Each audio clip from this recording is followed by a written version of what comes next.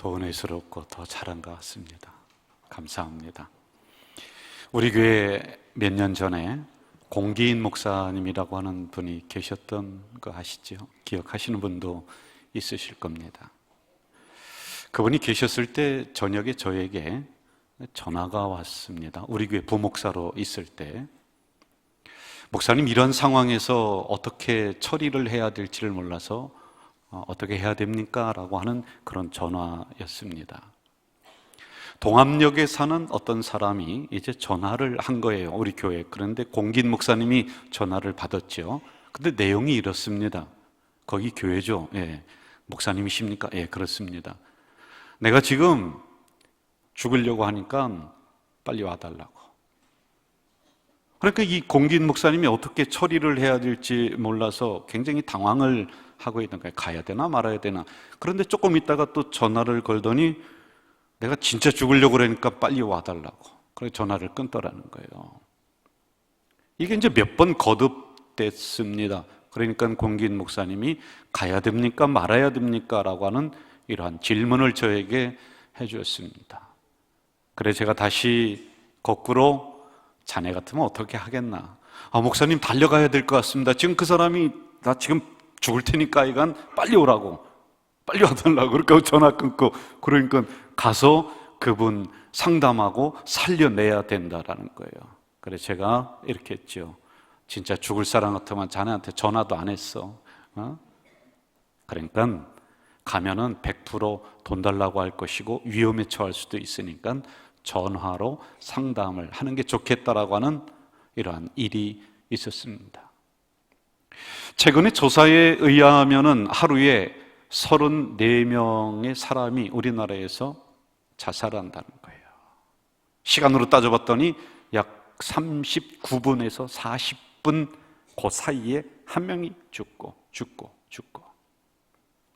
이게 몇 년 전하고 지금하고 그 프로테이지를 조사를 했는데 급격하게 자살률이 늘어나고 있습니다. 생을 마감을 해버리는 거예요. 자살이라고 하는 정의를 보니까 견딜 수 없는 생활 상태를 피하기 위해서 자기 목숨을 버리는 고의적인 행동, 도피처로 삼는 거예요. 원인을 살폈습니다.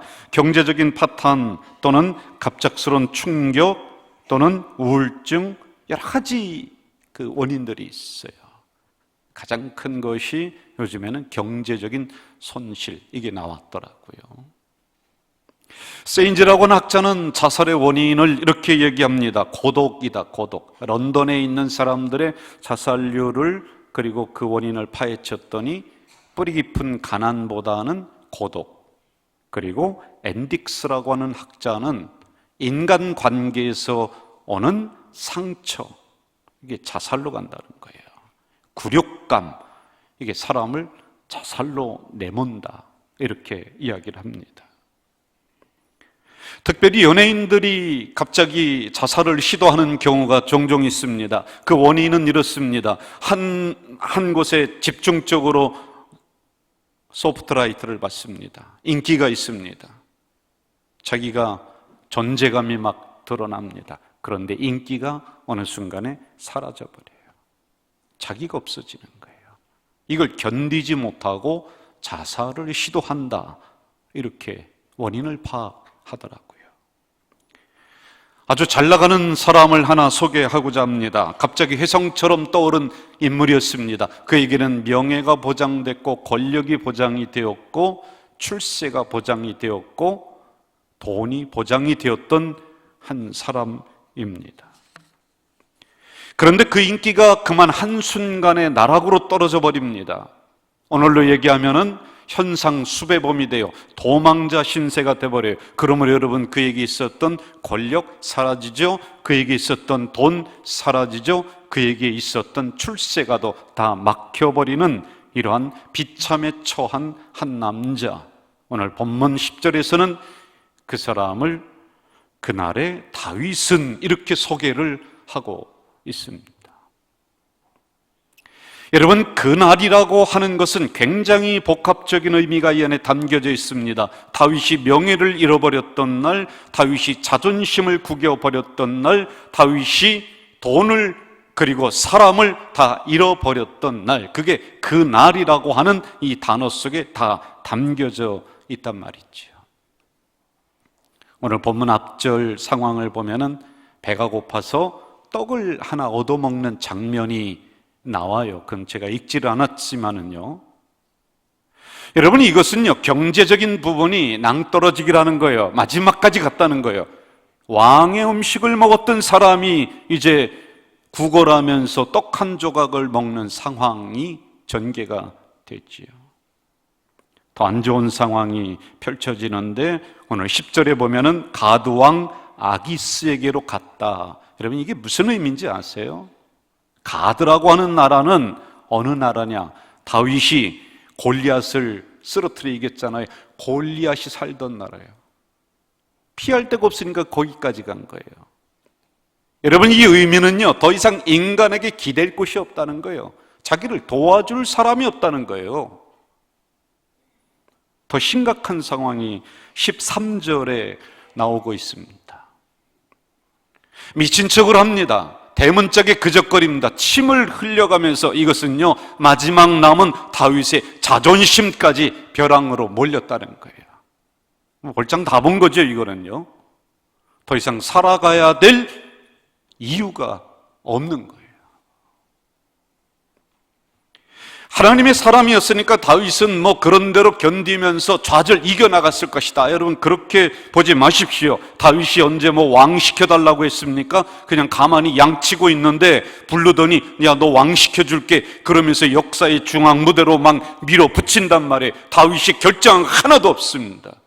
줄 때는 언제고 뺏어갈 때는 언제고 말이야.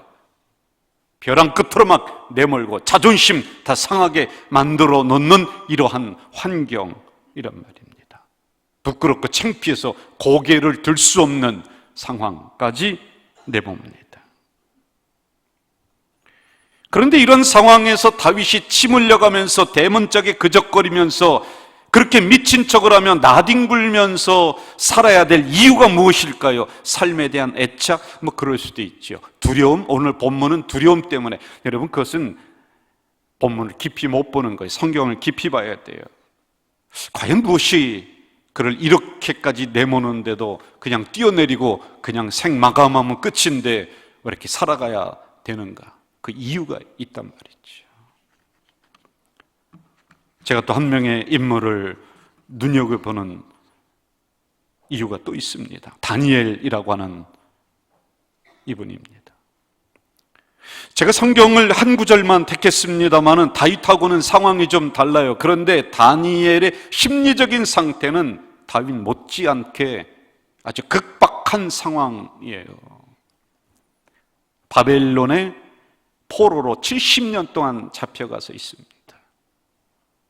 그런데 여러분, 70년 동안 이 다니엘을 보면은요, 하나님 앞에 충성한 인물이에요. 하나님 앞에 어떤 일이 있어도 하루에 3번씩 창문을 열고 늘 기도했던 인물입니다. 진실했던 인물, 정직했던 인물입니다. 그런데 여러분, 70년 동안 기도했는데 결실이 하나도 없어요. 변화가 없어요. 응답이 없단 말입니다. 포기하고 싶지 않을까요? 사자굴에 던져지는 죽음에 처한 위기입니다. 그럴 때 적어도 인간관계 좀 괜찮았다면은, 좀 믿을 만한 사람이 있다면은 탄원서 한 장 들고 저 다니엘 좀 구해주세요, 살려주셔야 됩니다. 그런데 그런 인물 하나도 없습니다. 오히려 모함하고 고발하고 분열하고 타국당해서 말입니다. 여러분, 무슨 큰 영화를 보겠다고 그냥 그런 대로 타협하고 기도 스톱하고 하나님 예배 드리는 거 스톱하고 그러면서 남은 인생을 이 바벨론이라고 하는 그 나라와 타협하며 살아가면은 괜찮습니다. 뭐 이국 땅인데 누가 뭐 점검합니까? 기도 안 한다고 누가 뭐라고 합니까? 그래도 그가 이렇게 응답이 없는데도 불구하고 그렇게 해야 될 이유가 어디 있을까요? 그렇게 기도해야 될 이유가.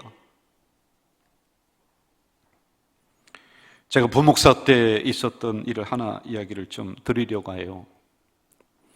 어느 날 제가 잘 아는 집사님 한 분이 전화를 해서 저를 좀 만나자. 그래 제가 나갔죠. 저랑 같이 기도 제목도 나누고 제가 잘 알았던 분입니다. 그런데 나갔더니요, 이미 술 한잔 하셔서 거나하게 취하셨습니다. 술이 만큼 취하셔서 목사 만나자라고 할 때는 심각한 거죠. 맨정신에 만나도 부담스러운데 술 취해서 친구 안 찾아가고 이 부목사 만나자라고 해서 나갔더니 지나온 이야기, 실패한 이야기 알고 봤더니요, 아주 잘 나가던 분이었어요. 그런데 실패해서 마지막으로 다 끌어모아서 사업 다시 시작했는데 이제 부도 맞은 거예요. 그게 이제 며칠 전입니다. 그러다가 저를 만난 거죠. 목사님, 집안에 빨간 딱지 다 붙여놨습니다. 창피해서 동네 들어가지도 못하겠어요. 사람들이, 빚쟁이들이 몰려와서 집 앞에 진을 치고 있습니다. 더 이상 견딜 수가 없어서 저랑 이야기를 하면서 참았던 마지막 그 울음을 터뜨리더군요. 그러면서 이렇게 얘기해요. 목사님, 제가 선택할 수 있는 것은 이 꼴 저 꼴 안 보고 저만 없어지면 됩니다.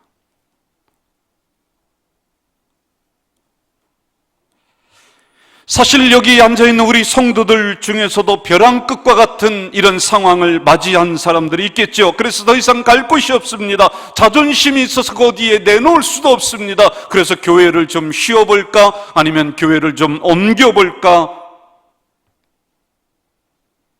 그런데 여러분, 이거보다 더 힘들게 하는 것은 다니엘과 같은 상황이 우리에게 또 임하는 거예요. 꾸준히 기도했습니다. 꾸준히 충성했습니다. 그런데도 불구하고 우리의 상황은 여전히 변화가 없고요, 응답도 없고요, 열매도 하나도 없는데 이런 상황 속에서 내면적인 갈등이 왜 없겠습니까? 성경은 이런 사람들의 이야기를 가감없이 우리들에게 그대로 전달을 해주고 있습니다. 자존심 버려가면서 침을 흘려가면서 미친 척을 해가면서 대문을 극적거리면서 저렇게 살아야 될 또 다른 이유를 우리에게 알려주려고 하는 것이죠. 야, 창피해서 이 꼴 저 꼴 안 보고 내가 뛰어내리면 그만이지, 내가 너 안 보면은 내가 뭐 사람 없느냐. 그런데도 우리는 만나야 될 또 다른 이유를 우리에게 알려주시고 있는 것이지요. 저는 여러분, 이 본문을 제가 깊이 묵상을 하며 도대체 이 다윗이 목숨 그거 구걸하려고, 왜 지금 다 막혔거든요. 사람 도와줄 사람 없으니까, 아니 범 피하려다가 호랑이 만난다고 어떻게 가드 글로 다 도망가고요. 돈이 막혀서 얻어먹는 신세고 자존심도 다 지금 없어지고, 그런데 왜 이러면서 살아가야 되는가? 그 이유가 무엇인가? 제가 이걸 연구하다가 한 방 얻어맞았어요. 그렇게 하면서까지 살아가야 될 또 다른 이유가 있는 것이죠. 벼랑 끝에서 나 하나 펄쩍 뛰어내리면 끝나지만은 자살하지 않고 다시 살아가야 될 이유가 이 안에 있는 거예요. 여러분, 이스라엘 역사를 보면은 굉장히 흥미진진해요. 1대 왕이 사울입니다. 하나님이 어떤 목적이 있냐면, 이스라엘 좀 나라다운 나라 한번 만들자, 내가 통치하는 나라 좀 만들자. 그래서 사울 왕을 세웠는데 나라 말아먹습니다. 그래서 사울 왕을 버렸습니다. 그리고 그 다음에 16장에 보면은 다윗을 그 다음에 선택을 합니다. 하나님의 목적은 뭐냐면은, 내가 다른 것 없다, 나라다운 나라 한번 만들고 백성다운 백성 한번 만들어 보자. 그런데 다윗을 선택을 하면서 이 다윗이 서서히 국가의 핵심층으로 다가옵니다. 골리앗 물리치죠. 그런데 여러분, 처음에 양이나 치고 양똥이나 치우던 본인이었었는데 서서히 그 핵심층으로 들어오면서 그에게는 한 가문을 일으키는 그것이 아니라, 양 치우는 것이 목적이 아니라 하나님의 더 큰 사명이 있음을 깨달아 버리는 거예요. 아, 그렇구나. 하나님이 이 나라를 나에게 맡기시고 이 나라를 하나님 나라답게 만들게 하는 그 거룩한 사명. 그래서 여러분, 다윗은요, 그 자존심 버려가면서 내가 이것이라면 10번, 100번, 1000번이라도 침 흘려가면서 미친 척 해가면서 내가 목숨을 끊지 않고 살아가야 될 이유가 있다. 이 거룩한 사명을 깨달아 버린 거예요. 그래서 여러분, 그 상황에서 그가 견디는 거지요. 만약에 창피하다고 부끄럽다라고 해서 에이 그만두자 그렇게 해버렸어요. 그럼 여러분, 구약의 역사는 뒤틀려 버리고요, 이 다윗 그 계통으로 예수 그리스도가 탄생을 해요. 이 구원의 역사도 막 뒤틀려 버리는 거예요. 이걸 본인이 안 거예요. 70년 동안 아무리 기도해도 응답이 없습니다. 열매가 없습니다. 아무런 변화가 없습니다. 그럼 멈추고요, 대충 그 나라와 이방 나라와 타협하면서 그렇게 살아가도 되지만은 그리 할 수 없는 사명을 다니엘은 깨달아 버린 거예요. 내가 여기서 기도 멈추면은 이스라엘의 번영은 오지 않고, 내가 여기서 기도 멈추면은 저 예루살렘 성 불탔는데 그것이 다시 일어서지 않는다. 나는 멈출 수 없는 더 거룩한 사명. 사람들이 분열하건 자기를 모함하건 그건 아무 상관이 없어요. 지금 열매가 당장 없다 하더라도 멈출 수 없는 그 사명을 깨달아 버린 겁니다. 빨간 딱지 이곳저곳에 붙여서 얼굴 들고 동네 들어가지도 못할 그 이집사님, 빚쟁이들이 집 앞에 진을 치고 있어서 체면 다 구기고 자존심 다 날라가고, 그런 일이 있고 나서 이제 그 다음에 제가 이제 인천을 오고 그러면서 몇 번을 만났던 기억이 있습니다. 결국에는 사업이 다시 일어나서 그 분야에서 충청남북도에서 세 번째로 큰 사업처를 가지게 됐고요, 그리고 장로님으로 은퇴를 하셨습니다. 그런데 여러분, 그분이 그 어려운 상황에서 왜 삶의 끈을 놓지 않고 그 수치와 그 모멸 속에서도 견뎠는가? 제가 그걸 듣게 되는 시간이 있었습니다. 그분이 그러더군요. 첫째는, 목사님, 가정 때문에 제가 그랬습니다. 나 하나 그만두면은 다 끝난다. 그런데 가만히 보니 자식 새끼들이 있습니다. 아내가 있습니다. 나로 끝나는 것이 아니라 가정 때문에 내가, 그게 그 모멸감을, 그 자존심 상함을 견디게 했었던 하나의 이유였던 거예요. 그리고 두 번째는요, 거기 담임 목사님이, 이제 이 집사님이 갈 데가 없으니까 어떻게 했느냐면 봉고차에 태워서 피신할 곳이 없으니까 어디 가서 좀 피해야 되거든요. 그러니까 기도원으로 몰래 이렇게 데려다 줬어요. 그리고 데려다 주고 오면서 어떻게 했냐면 손에 돈 100만 원을 쥐어줬어. 100만 원을 쥐어주고 뭐라 그랬냐? 이 집사, 살아야 돼. 죽으면 안 돼. 살아서 이 100만 원 100배로 나한테 갚어. 100만 원의 100배면 얼마죠? 1억이죠. 계산이 빠릅니다. 우리는 그분이 살아야 되는 또 하나의 이유가 있었던 거예요. 그래, 내가 어떻게 하든지 악착같이 살아서 목사님이 100만 원 내 손에 쥐어줬는데 내가 이거 100배로 갚아야 되겠다라고 하는, 그래서 자존심 다 구기는 그 상황에서 이겨나갔다는 거예요. 그리고 또 하나 이렇게 얘기했대요. 오면서 그 목사님이 얼마 후에 교회를 건축할 건데, 지금은 이 집사님이 이런 상황이지만 다시 일어나서 건축비의 10분의 1을 감당하는 그 정도 같아. 그렇게 해줘. 그게 그분이 견딜 수 있었던 거룩한 사명이었다, 이 이야기를 합니다. 여러분, 그래도 살아야 하는 이유가 있습니다. 단지 거기에서 벗어나기 위해서 자존심 버려야 되는 것이 아니라 여러분, 가문을 일으켜야 되고요, 그리고 그보다 더 거룩한 사명 있습니다. 그거 없다면 이 시간 다시 붙잡아야 됩니다. 여러분, 기도 멈추지 말아야 될 사명이 있는 것이에요. 지금 열매 없다 할지라도 한 기업을 이룬 그 사장들의 이야기를 제가 이렇게 들어보니까요, 우리보다요 수십 배 수백 배 모멸감 느끼며 자존심 상해가며 고개 숙여가면서 그 기업을 이뤄냈더라고요. 기도에 열매 없다고 실망하지 마십시오. 그래도 기도해야 될 이유가 우리에게는 있습니다. 그래도 믿음으로 살아야 될 이유가 우리에게는 있습니다. 그래도 진실하게 살아야 될 이유가 우리에게는 있습니다. 그래도 하나님 앞에 충성해야 될 이유는 있습니다. 그러다 보면 여러분, 여러분의 그 행동이 결국에는 지금 내가 상상하지 못한 놀라운 열매로 맺혀질 줄 믿습니다. 영국의 초등학교 선생님이, 여자 선생님이 가르쳐도 아이들이 변화가 없어요. 열매가 없습니다.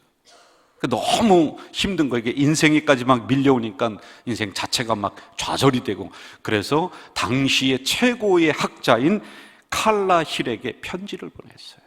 선생님, 제가 너무 힘든데 이런 상황을 어떻게 헤쳐나가고 변화도 없고 열매도 없고 이런데 어떻게 하면 좋겠습니까? 근데 며칠 후 그분이 답장을 이렇게 보낸 거예요. 그런데 이 편지를 펼치고는 너무 실망했습니다. 그래도 위대한 학자가 보낸 편지니까 한번 그대로 실천해보자. 1주, 한 달, 1년을 그 실천을 그대로 했습니다. 근데 놀라운 변화가 본인에게 찾아왔다. 그 내용은 이렇습니다. 칼라일의 편지 내용입니다. 오늘을 사랑하십시오. 어제의 미련을 버리십시오. 오지도 않은 내일을 걱정하지 말고 우리의 삶은 오늘의 연속임을 아십시오. 오늘이 30번 모여서 한 달이 되고, 오늘이 365일 모여서 1년이 되고, 오늘이 3만 번 모여서 일생이 됩니다. 그러니 당신은 아침에 일찍 일어나 마당을 청소하세요. 늘 하던 대로 방을 정돈하세요. 신선한 공기를 창문을 열고 방 안으로 들어오도록 하세요. 잠을 충분히 자고 마음을 즐겁게 하고 부지런히 꾸준히 일하세요. 이것이 인생 문제의 해결이요 비밀입니다. 특별한 거 있나요? 여러분, 뭐 특별한 거 있나요? 다니엘이 하던 대로 늘 그 모습 그대로 하루에 3번씩 그렇게 기도하는 것, 그거겠지요. 얼마 전 글을 읽다가 이런 내용이 참 마음에 와닿았습니다. 하나님이 마침표를 찍을 때까지 내가 마침표를 찍으면 안 된다. 하나님이 됐다 할 때까지 내가 포기하면 안 된다. 하나님의 응답이 있을 때까지 내가 흔들리면 안 된다. 기도 멈추면 안 된다. 이런 내용이겠지요. 그러므로 하나님이 마침표를 찍을 때까지 어떤 경우 어떤 환경에서도 더 큰 목적, 더 거룩한 사명감을 가지고 이겨나가시는 우리 성도들 되시길 주의 이름으로 축원합니다. 여러분, 이 찬양으로 우리 결론을 좀 맺고 싶은데, 주님 손잡고 일어서세요. 2절을 부르시겠습니다. 2절 우리 다 같이 한번 우리의 고백이 됐으면 좋겠습니다. 왜 이런 슬픔 찾아왔는지. 우리가 잘 아는 찬양입니다. 마음을 담아서 같이 합시다. 왜 이런 슬픔 찾아왔는지 원망하지 마세요. 당신이 잃은 것보다 주님께 받은 은혜 더욱 마음에 감사하세요. 너무 견디기 힘든 지금 이 순간에도 주님이 일하고 계시잖아요. 남들은 뒤쳐 앉아있을지라도 당신만은 일어서세요. 힘을 내세요. 힘을 내세요. 힘을 내세요. 주님이 손잡고 계시잖아요. 주님이 나와 함께함을 믿는다면 어떤 고난도 견딜 수 수 있잖아요.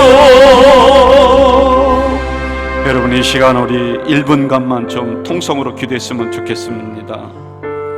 우리가 살아가야 될 이유가 또 있습니다. 우리가 기도를 멈추지 말아야 될 이유가 또 있습니다. 그 거룩한 사명을 붙잡고, 여러분, 왜 나만 겪는 고난이냐고 불평하고 원망하는 것이 아니라 그런 상황 속에서 다시 한번 그 거룩한 사명, 분명한 사명 붙잡고 더 일어서시는, 끊임없이 기도하는 우리 성도들 되시기를 바랍니다. 이 시간에 우리 한번 1분간만 내 상황을 하나님 앞에 아뢰면서 통성으로 기도하겠습니다. 주님, 왜 나는만 겪는 고난이냐고 불평하며 살아갔던 저희들, 원망하며 살아갔던 저희들입니다. 벼랑 끝에 내몰렸을 때 암만 나면 그만이지, 나만 뛰어내리면 그만이지. 그러나 아버지 하나님, 그리할 수 없는 사명이 우리에게 있습니다. 가정을 일으켜야 되고 교회를 일으켜야 되고 더 거룩한 사명이 우리들에게 있사오니 주여, 이 사명 부여잡고 살아가는 우리가 되도록 도와주시옵소서. 열매 없다 할지라도 하나님, 그 기도를 멈추지 않아야 될 이유가 또 있습니다. 주여,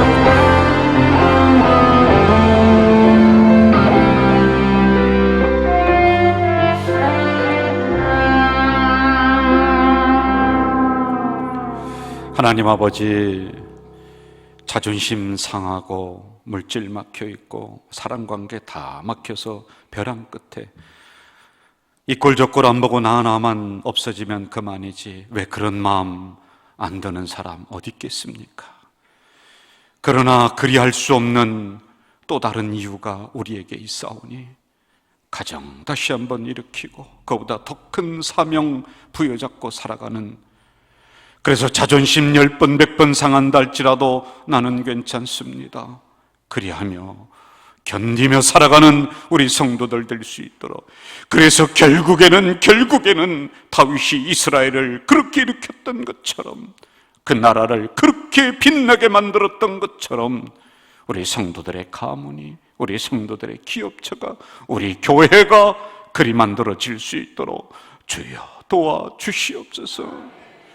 기도를 멈출 수가 없습니다. 열매 없다고 해서 낙담하고 멈출 수가 없는 이유가 또 있사오니 주님, 그 이유, 그 사명 발견하며 꾸준히 기도할 때 큰 열매 주실 줄로 믿습니다. 예수님의 이름으로 기도하옵나이다. 아멘.